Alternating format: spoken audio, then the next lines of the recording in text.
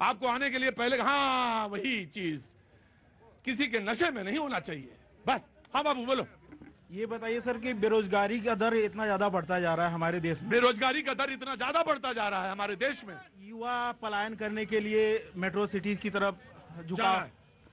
अब जैसे मैं बनारस से बिलोंग करता हूं, मैं खुद यहाँ पे जॉब के सिलसिले में आया हूं। बनारस में रहता हूं, यहां आया हूं। युवा जो है पलायन कर रहा है, बेरोजगारी का एक मुद्दा है, बड़ा मुद्दा है। 1 by 1 I will start again. जी मैं आ रहा हूं, खड़े रहो जी। प्रतीक जी, हाँ, दो संक्षेप में दो बात बोल देता हूं।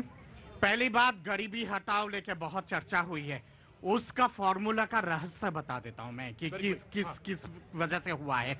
कांग्रेस के दौरान मोंटेक सिंह आलूवालिया का जो इतना भव्य मंडलीय एक संस्था था, उन्होंने कहा था कि जिनका डेली का आमदनी 22 रुपए है वो गरीबी रेखा के ऊपर है।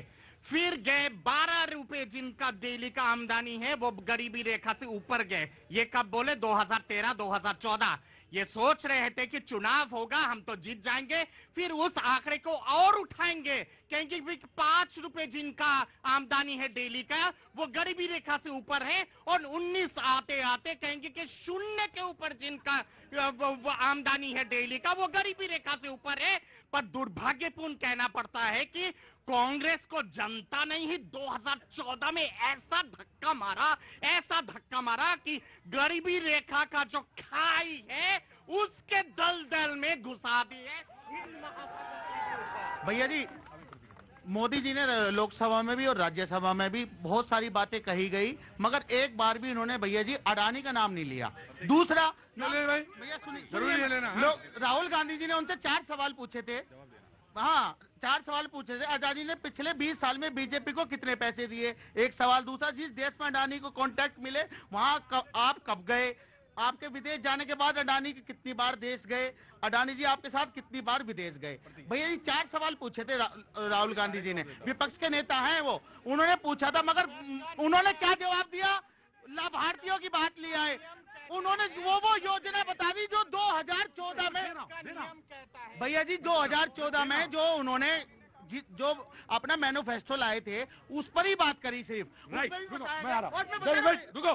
संसद का नियम कहता है कि जो व्यक्ति संसद में मौजूद ना हो उनका नाम ना लिया जाए। मोदी जी हमारे कॉन्स्टिट्यूशन को बहुत अच्छी तरह से जानते हैं।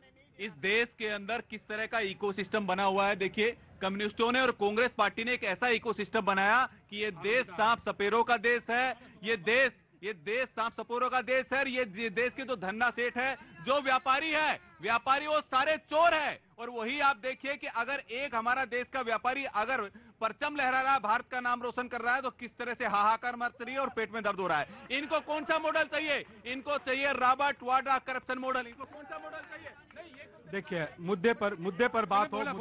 पूछा पूरा आपने सेंटेंस कर लिया, पूरा सेंटेंस कर लिया, वो कर लो सेंटेंस पूरा। नहीं, कम से कम हमको पूरा तो बोल लेने दीजिए प्रतीक जी। एक तरफ वो मॉडल है जो करप्शन का मॉडल रहा है, जो भ्रष्टाचार का मॉडल रहा है, कमीशन और कट का मॉडल रहा है। एक तरफ वो मॉडल है नरेंद्र मोदी जी के नेतृत्व में 27 लाख करोड़ रुपए डीबीटी के माध्यम से लोगों के खाते में डाले। मैं पूछना चाहता हूं, मैं सवाल पूछना चाहता हूं अडानी भाई, मैं इनसे सवाल पूछना चाहता हूं। पहली चीज ये बताइए, 2010 के अंदर ऑस्ट्रेलिया के साथ में किसके शासनकाल के अंदर उनको पहली कोल माइन मिली? 2011 में ऑस्ट्रेलिया और इंडोनेशिया में पहली कोल माइन किसके शासनकाल में मिली? 65,000 करोड़ रुपए राजस्थान ने अनुबंध क्यों किया? छत्तीसगढ़ के अंदर इनका अनुबंध क्यों है? इनकी मित्रता क्या कहलाती है? मैं पूछना चाहता हूं। छत्तीसगढ़, राजस्थान, मध्य बंगाल, तीनों जगह। जी, राजस्थान छत्तीसगढ़ किसके लिए बात कर रही है? किसके लिए बात कर रहे हैं आप? छत्तीसगढ़ राजस्थान किसके लिए बात कर रहे हैं? मैं पूछना चाहता हूं, देश के व्यापारियों को कब तक बदनाम हो करोगे? गया अब हो गया। एक सेकंड, अब देखिए, अब एक सेकंड, अब बात सुन ले। अब जो 2 मुद्दे जो आपने उठाए, जो बिहार के कहलगांव की बात है, मैं उसका इंपॉर्टेंस आपको बता देता हूं।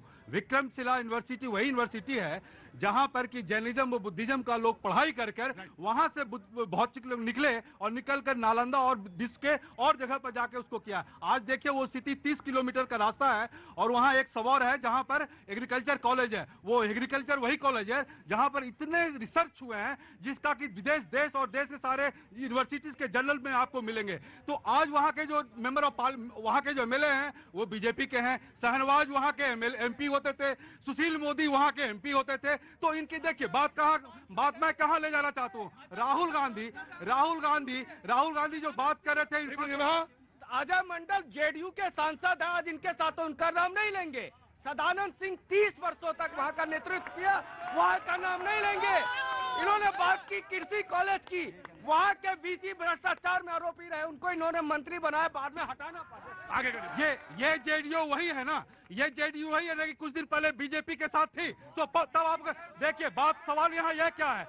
अब मैं एक सवाल आपके माध्यम से एक सवाल मैं देश की जनता और भारतीय जनता पार्टी में रखना चाहता हूं कि अगर कांग्रेस कुछ चीजें को कमी छोड़ी है पीछे, तो आप भी वही करेंगे कि आप उसको इंप्रूव करेंगे। आप उसको इंप्रूव नहीं करना चाहते।